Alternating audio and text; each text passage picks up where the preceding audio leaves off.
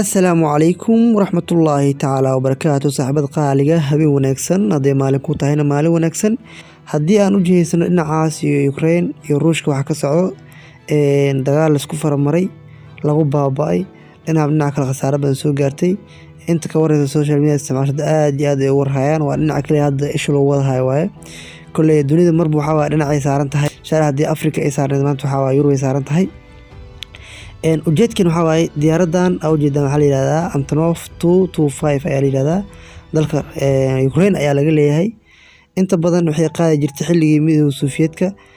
doomaha waaweyn ay qaadi jirtay balse ugu dambeyntii waxay noqotay diyaarad marba qolo ay kireysto marba magaalo ay kireysto qaarna lagu qaado alaabaha iyo waxyaabaha shixnada ah ee aan hawada mari karin sidoo kale diyaaradan waa magaalo dad fiiris qaabkeeda si u taalo dhan diyaaradan labada dhinac waxay ku leedahay mid 16 lugood ay ku leedahay oo lugo zaid ay leedahay laakiinse dhibta ugu weyn ee Ukraine soo gaartay ila dala dhacaysa waxay tahay in Ruushka uu yiri wax allaale wixii ay Ukraine leedahay oo dhan dhulka ayaan la simayaa haddii aad hor u maqashay inuu qabsado xaruntii korontada iyo tamarlaynta nuclearka haddana wuxuu dhulka ku soo riday ama uu burburiyay dhammaan diyaaradii weyneed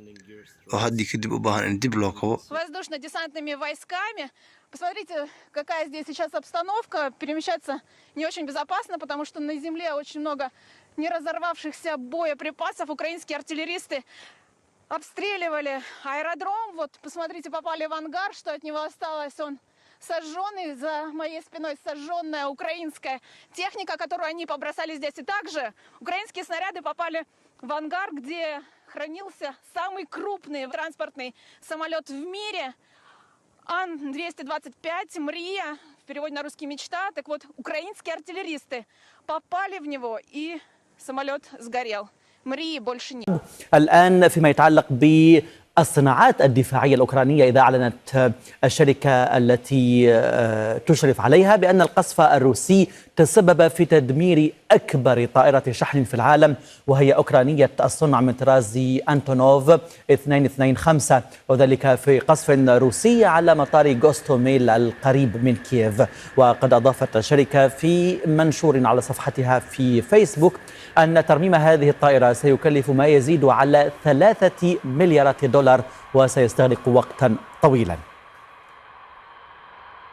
fadlan saaxiibada qaaliga channelka si dad badan u gaaro subscribe noo saar like noo dheh muuqaalka noo share gareey asxaabtaada gaarsii